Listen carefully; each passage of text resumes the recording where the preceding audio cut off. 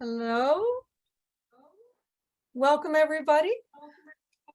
Very nice to have everybody joining us today. My name is Susie Harding and I'm here from Shaker Museum, and we're so delighted to welcome you virtually. We have me in spotlight mode today because we actually have sold out with 100 knitters signed up for this, which seemed like a lot of people, and we want to have a clean recording so that we can share this session with anybody who couldn't make it. So you'll notice down in the chat, there's a link. So if you know anybody who tried to sign up and they couldn't, please feel free to share it. And we hope people can join us little by little. While you're all coming in, we'd also love it if you could please put in the chat your name and the state you're from. It's really fun to know who's joining us and where this project is happening. So that might help. A little something to do as people come in. And if you also, we had a really exciting thing in the last 2 days or so. We had about 50 more people sign up for this event, and we would love to know where everybody saw that so that we could know who to thank for the great post or whoever got it to help you all find us. So we're hoping you will do that. And it looks like the waiting room is emptying and filling a little bit at a time. But I think it's now 4:03, so we'll go ahead and get started. So as I mentioned, in case you're new coming in, my name is Susie Harding. I am the membership and program coordinator from Shaker Museum. And Shaker Museum was founded in Old Chatham, New York in 1950. Today, we are preparing to relocate to our new location in downtown Chatham, New York, which is being designed by Seldorf Architects. With more than 18,000 objects, Shaker Museum stewards the most comprehensive collection of Shaker material culture and archives. We are the leader among organizations devoted to Shaker history. Thanks to a loose grant in 2017, our collection and archives were digitized, and it's accessible online at shakermuseum.us, and we hope you will visit and explore there. So much. So the Shaker Museum collection is stored in Old Chatham, New York, in the barn complex where our founder set up the first museum in 1950. It closed to the public in 2009. We are really looking forward to bringing the collection to welcoming and modern and ADA compliant buildings so that everyone can share this wonderful collection more readily. We do offer members behind the scenes tours once a month. And that's its own really special experience when you get to see where sort of all the chairs and all the oval boxes are. It's a special tour. So if you are ever in the neighborhood, we hope you'll purchase a membership and come and join us. Additionally, we steward the North Family site at Mount Lebanon in New Lebanon, New York. This was the central ministry for the Shakers, and today visitors to the North Family find 10 original Shaker buildings on 91 acres. Visitors are welcome year-round to stroll the ground, and it's all outdoors and a self-guided tour, but there's a beautiful trail and it's a great place for a picnic. And the vault of the iconic Great Stone Barn is there. It's also, and that's open to the public anytime. We are a 501c3 organization, and we exist entirely thanks to the generosity of members and donors. So we hope if you enjoy this today that you'll visit us at shakermuseum.us and support us. So thank you very much for being here. The Knit Along grew out of the COVID dilemma when there were really no in-person events happening, and we were discovering this great tool of Zoom and how to engage with people. So we started picking an artifact from the collection and sort of reverse engineering it and inviting people to learn about the Shakers and create one of these objects with us. The pattern and instructions from both those previous years are still available. You can email me, sharding@shakermuseum.us. Probably some of you have that from various things already. And let me know if you like it. I'm happy to send it to you. It's tremendous fun. So for this year, we chose the peculiar hat. And if you received the pattern, you may have already followed the link to see the collection, but in a little while, we'll have a pardon the pun recap and take a look at that and show you all about the hat. To begin, I would like to tell everybody a little bit about Shakers and Shaker designs. So we've prepared a presentation and we'll go into a screen share for that. Then we'll come out for questions. And then we'll go back into screen share so we can get a good look at the hats and talk about the project itself.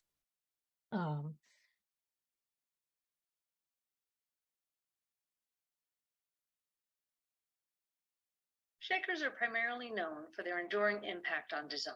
Their elegant marriage of form and function is the direct result of the values by which they lived and the communal practices which governed their communities. Officially known as the United Society of Believers in Christ's Second Appearing, the Shakers were a utopian sect who lived according to the tenets of communal living, pacifism, confession of sin, celibacy, and separation from the world. They are notable especially for their practices of gender equality and inclusion of all ethnicities from their earliest days. They were founded by Anne Lee, the illiterate daughter of a blacksmith from Manchester, England. Having led a small band of followers to settle originally in Watervliet, New York in 1774, she traveled and recruited new followers until her death in 1784. Many of the quotes attributed to Anne Lee and the teachings which subsequent leaders used to guide their decisions were actually recorded by elders and eldresses in the testimonies well after her death.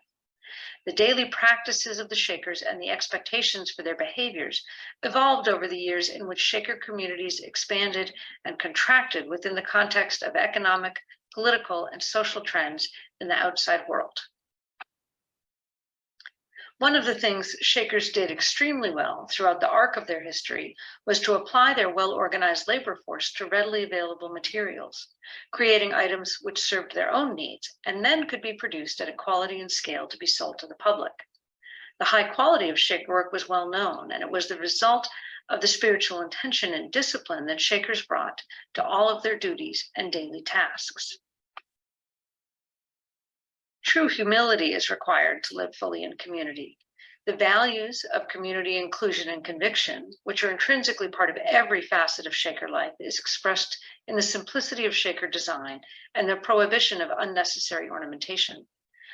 Baskets, cloaks, and even at various points chairs represent Shaker industries which relied heavily on women's labor.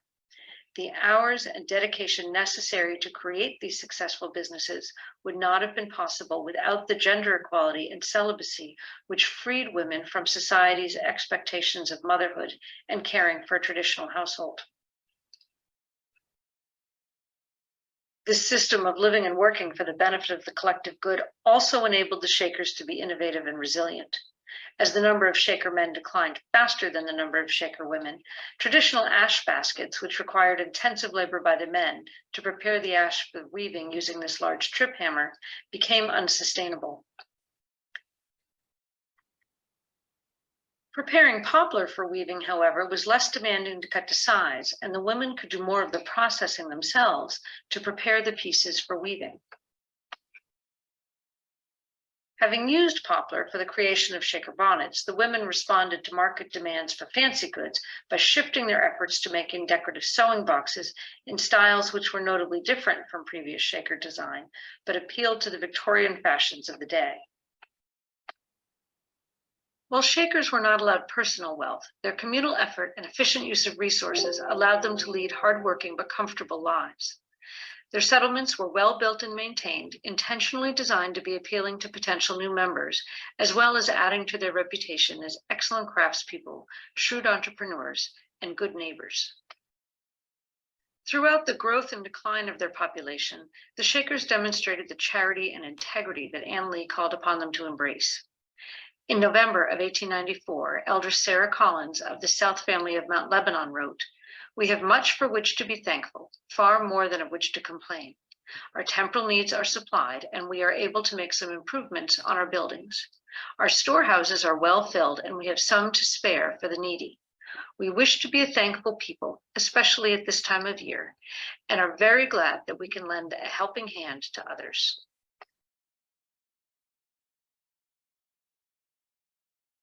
The Shaker legacy reminds us that even 200 years ago, a group of people felt they had to live apart from the world in order to live according to the values of equality, inclusion, integrity, and compassion. But their radical conviction that living fully into those values would create heaven on earth produced an aesthetic so powerful that it made them part of the outside world after all. Shaker design is the most recognized American design style throughout the world, and the principles out of which it grew reflect the modern values we still strive to achieve in our present-day communities. So that gives everybody a little bit of an introduction to the Shakers. And we didn't talk too much in there about knitting specifically. So as people think about any questions or comments they might like to share, I'll just say quickly for those who don't know that the Shakers did also knit as an industry. It was primarily, I think the biggest community to do that was up in Canterbury. They knit by machine as soon as they could. And what I think is the coolest thing is they were the first contract for the varsity sweaters for colleges. So we still have bobbins that are in, like, you know, you've got Dartmouth green and Yale blue and all of those. And they did, although they knit them in stockinette, so the whole shaker stitch thing is not real. It's just something people called it. But they did finish the collars and the wrists and the edges because they didn't think the machines did that as well as they could. So things were finished by hand. So I am joined here today, and I should say thank you. Lisa Malone Jackson is up on the corner of my screen. She's our deputy director and she's our technical support here today. And between us, she and I work really hard to learn about the Shakers, but neither of us are Shaker experts. We'd love to take any questions and share things that we know, or be able to direct you and help go learn a little more and get back to you. So if anybody has any comments or questions and would like to unmute now and do that, we'd love to get to talk. So Austin Hutt donated this hat. He wore it for many years and it was sold to him by Emma Neal. Emma Neal comes up in our stories about the beginning of our museum. She was friends with our founder, I think. Lisa's nodding at me, I hope. And our founder, John Williams, was a friend of the Shakers as those communities were in decline, and they were getting a lot of attention from antique dealers, but he really was an anthropologist at heart and wanted to tell the story about how they lived. So he collected not just the big iconic pieces, but also their archives and their tools and their records and things like, you know, this one-off hat. One of the things that's fun, I think, when you get to look at things online in our collection is if you pull it up, and I just searched hat in the collection and you get a variety of things and select this.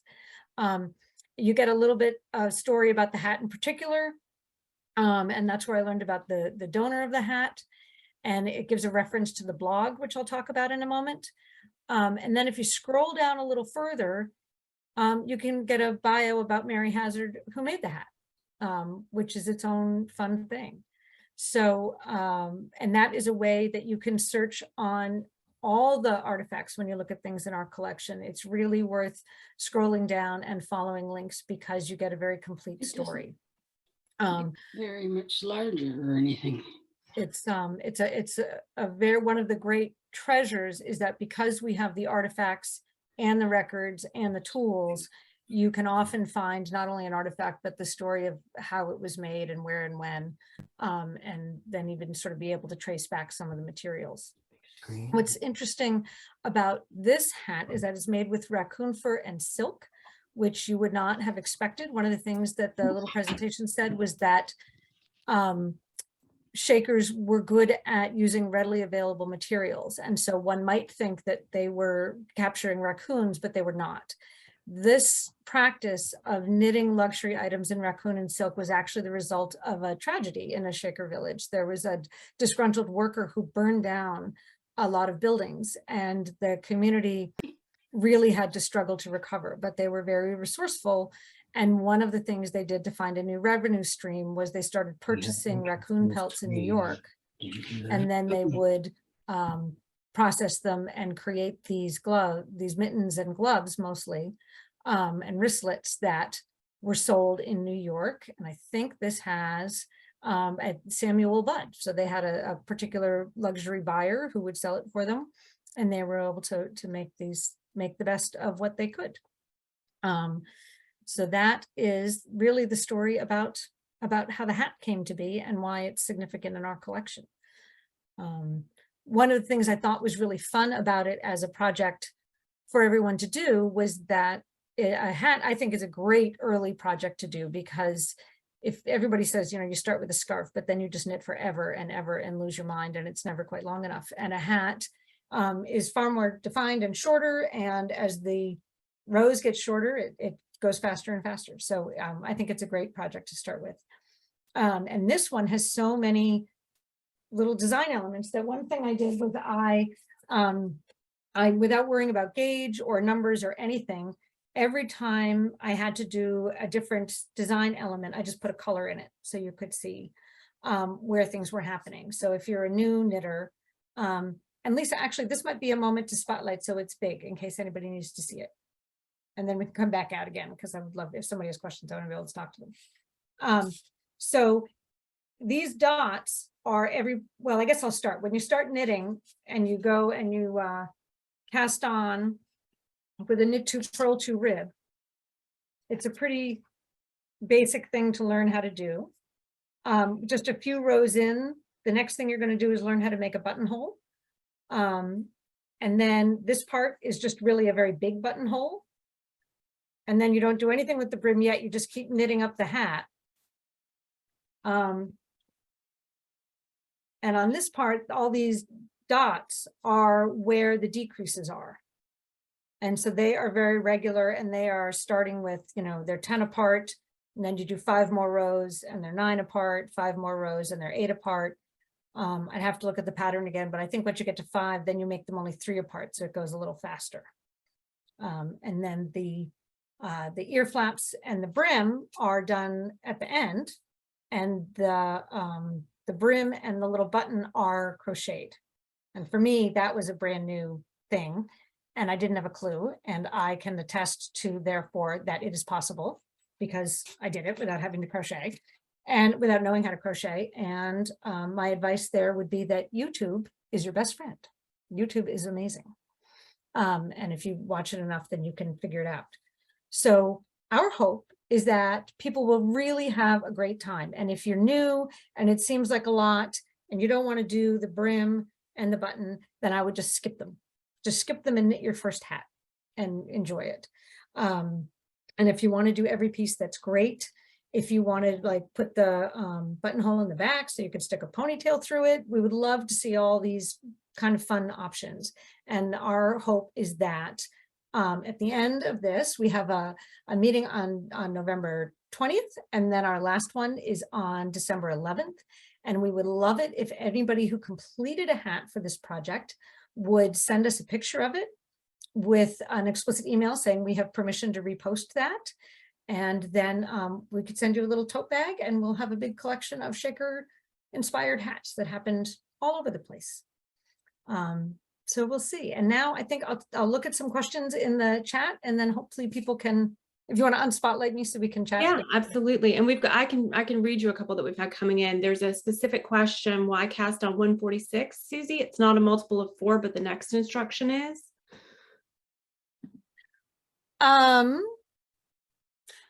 One of the things I noticed both on the actual hat and the one I did was that the, if you look at the back of this one, they actually didn't come out evenly. And I just counted on the hat. So at my end of round, it didn't come out evenly, and then it sort of kicked in later. And it didn't matter. Great. We have another question from Mona. As I was knitting, I was curious about the construction. Is it truly a button or a loop to fold the top over and use the tassel to secure it? I think you just answered that question, but I just want to make sure. Yes, and one of the things that I actually noticed it's not on this little wonky one, it's not quite as notable, but on this one, when you put it on, it's not that the brim falls down, it actually rides up. So I think it might have been in place to keep it from falling down. And I also think I mentioned in the pattern, one of the things that was interesting was it was so used and worn, and it doesn't look, the raccoon fur and silk doesn't felt, but you can tell it's been washed a bunch of times. So for instance, the ribbing is like as stretched out as it can possibly be on the actual artifact. And then the stockinette stitch at the top looks really tight. So I have no idea if the gauge was accurate from when it was knit or not. And it's a little oddly short from folded edge to the top of the hat, if you look at the hat. So, and mine came out a little longer, so it's a little more comfortable actually. But so that's one of one of the mysteries of working with something, trying to reverse engineer something from a long time ago. And then we had Andrea gave us 2 questions, Susie. The first is, are there any remaining Shaker communities today? And I would be thrilled to answer that one by saying, yes, there is. There's a Shaker community at Sabbath Day Lake, Maine. And if you're not familiar with the Shaker community there, you should absolutely go to their website so that you can learn more about them. And then the second question I'll give over to Susie, which is, how does one spin raccoon hair? Do you combine it with silk fiber during carding, or is there another way to do that? So they're actually in the blog, which I haven't memorized. They talk a little bit about how to do that. Apparently it was very unpleasant because raccoon fur has 2 layers. It has a coarse outer layer and a softer underlayer. And they had to soak and pull that out. And I think it was really uncomfortable for everybody's hands. And then they talk about, I forget who it was, a sister who came in from another community who was a really good spinner and taught them to spin it with silk. What's interesting is it didn't look, my gauge at a DK weight with a number 3 is not far off. So I would have expected that silk, like it would have almost been fingering weight, but it seems to have been a bit of a heftier yarn. So it must, maybe they plied it together, or raccoon fur is heftier than I imagine it to be. Having not really known raccoons up close. Susie, I did just stick a link to the blog in the Great. in the chat for those of you who are talking interested in learning more about the raccoon fur specifically. There's a great blog that Jerry Grant wrote about the use of raccoon fur. Absolutely. And I put the YouTube channel link up in there. I wonder if anybody here, is anybody a brand new knitter or teaching anybody to knit? I'm actually teaching my 7-year-old daughter to knit right now. Oh, how fun. Yes.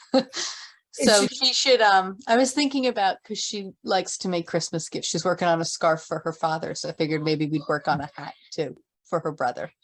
Oh, very cool. Would it be helpful to you think, or because I think it's a great novice project, but it is in the round. So as it shrinks, you get down to double points. Well, I mean, she's always worked on straights so far. And I mean, the worst thing that could happen is that she says, no, I'm not going to do this. And then I'll just end up finishing for her anyway. But I always give her the opportunity to try anything, because she seems to love it. So that's very, and the nice part is always that it's just string, right? And the knitting. Exactly. I mean, what's the worst? You pull it out. Exactly. It just waits. An easy modification to make if you want is the end of round. You can just make the end of the row and go back and forth and seam the back of the hat. So you could skip doing it in the round. Right. So, but it'll be a lot of interesting new things for her to try besides just knitting back and forth. And maybe it'd be a little bit more interesting to figure out how to cast some things off, and just even knitting in the round might be a little bit more exciting than just back and forth. Right. And the ear flaps are a little, if anybody tries the ear flaps, I would make them bigger. I feel like they were a little small. Yeah. But they're a fun small piece to do, and learning to pick up. One of the things I think is so fun about it is that if you do all the pieces of the hat, they're all short pieces. So they're not like hours out of your life to struggle with. You give it a shot. And if you complete the hat, you've now done really all the things you need to do to knit a sweater. So when you go to knit an actual sweater, nothing's actually new. You've done all the pieces. And who doesn't want to make a pom-pom, really? A pom-pom at the top is totally fun. So we have a couple more questions coming in, Susie. One was if the pattern link is the same as the YouTube link, but you're emailing those out to people, the pattern links, Susie? Yeah, we don't really have a good way to make it a downloadable thing you can find, so I need to send it to you, but I'm happy to do that. And then somebody else has asked the question if each of the scheduled Zoom presentations is different or if each will be the same. So the next time, they're each different. The next time we are hoping to have a guest speaker. Laura Sansone works with the New York Textile Lab, and she is part of really the East Coast contingent of a fiber shed movement. So she's going to talk to us about a group that is trying to make supply chains between fashion and fiber shorter and more transparent. So she's really interesting, and I think presumably everybody's sort of interested in fiber. It's interesting to hear where movements are and how people are trying to, it's a little bit like the farm to table movement, but it's soil to skin is sort of the equivalent. So it would be neat to hear a little bit about that. And then the last one, I always try to find more interesting things to tell you about Shakers, but my hope really is that everyone's then very brave and introduces themselves and shows us their hat and what they're doing with it or where it's coming from. And we get to see all the fun hats. In past years, we did rugs last year, and people did everything from coasters to small seating pads, so they didn't have to do a big hat. And the year before that, we did a pair of mittens. And what shows up is really fun. It's so, no matter how many times you think of it, everybody has a different idea than you ever imagined that they would come. And I just think it's a really cool way to honor the work of the Shakers, right? To think that these Shaker sisters knit these things whenever they did. And now people are enjoying doing it again and sharing it, because Shakers were really also all about community. So for us to form a new community around their work, I think is a fun way to explore the history. So I see a question from Kel, knitwear designer. My father asked for a hat designed for him that is eerily similar. How fun, maybe he did.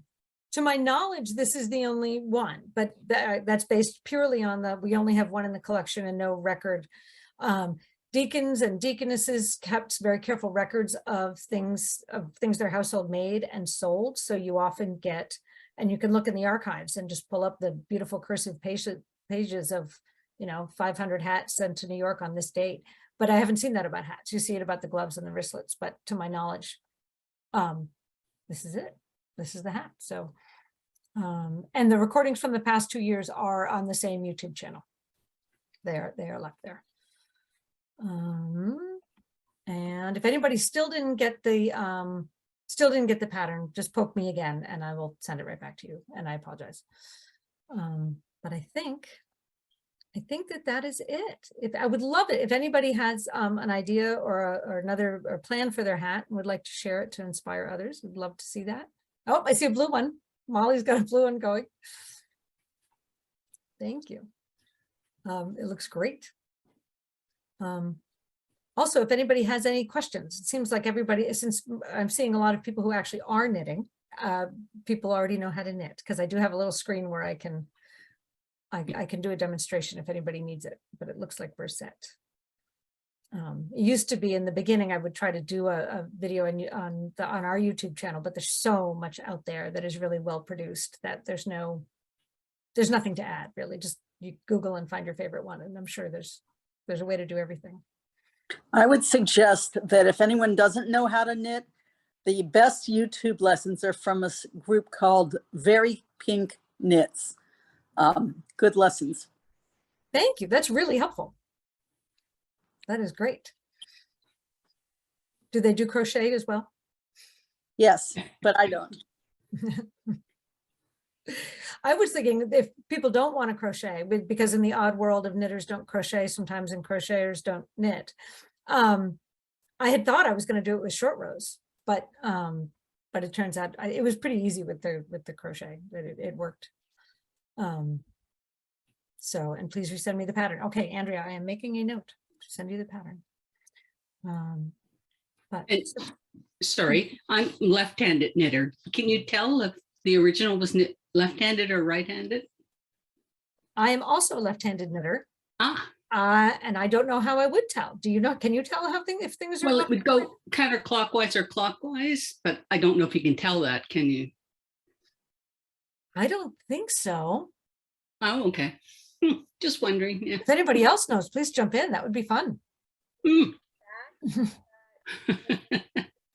up, right? You were saying it goes from like not a multiple of 4 to a multiple of 4. You might be able to see if it's offset there to the left or the right to tell if it's left-handed or right-handed.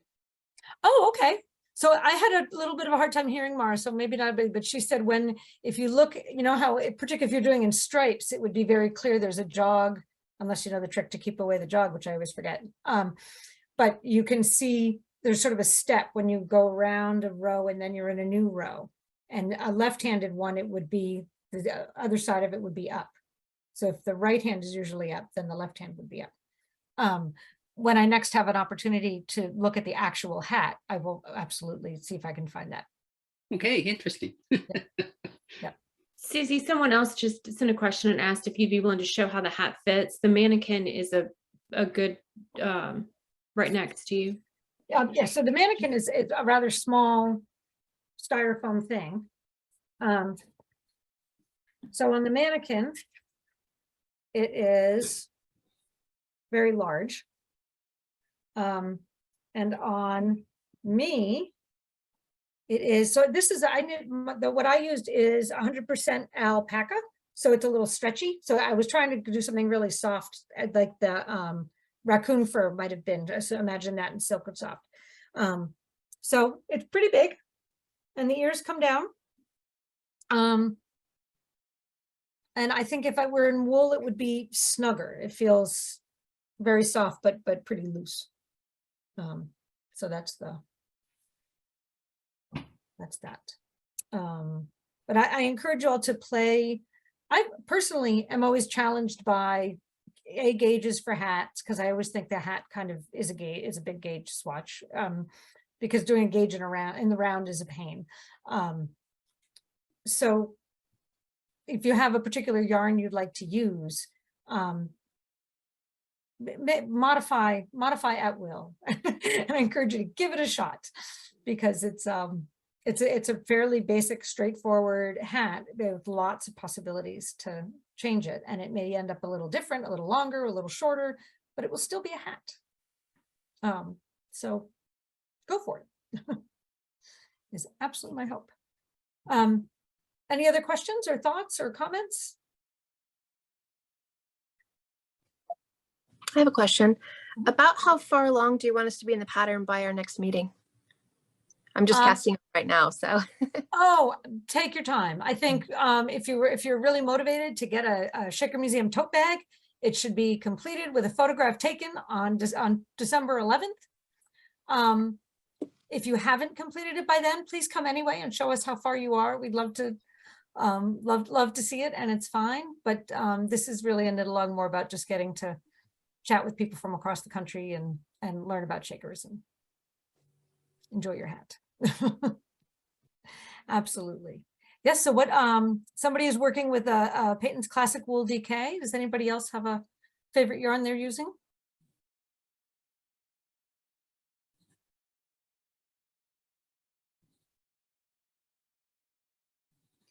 A hand-painted red superwash and fingering weight. Lovely. Did anybody get their yarn at Rhinebeck? Anybody go to Sheep and Wool this year? Mine is from Rhinebeck last year. Oh, there you go. I didn't go this year, but last year I went. So I was going to use my, I made my son a hat last year from some farm in Maine. And I figured I'd use that again for this hat too. It's a little bit thicker than DK, but still just as good. We'll see how tight it comes out because it's 100% wool and not super wash either. So we'll see. Look, yeah, that's all good. This one is this was all Cascade 220 out of a stash that I did I had a car ride, and so I just started knitting while we were driving and figured we'd see what happened. So we'll see. All right, well, if nobody else has any other questions or comments, I wish everybody very happy knitting. If you'd like to get in touch and ask anything, feel free to email me anytime and share the link with anybody who'd like it. And I look forward to seeing what everybody's working on in November. So thank you all very much for coming. Have a great night. Thank you. Take care. Thank you very much. Thank you. Bye-bye.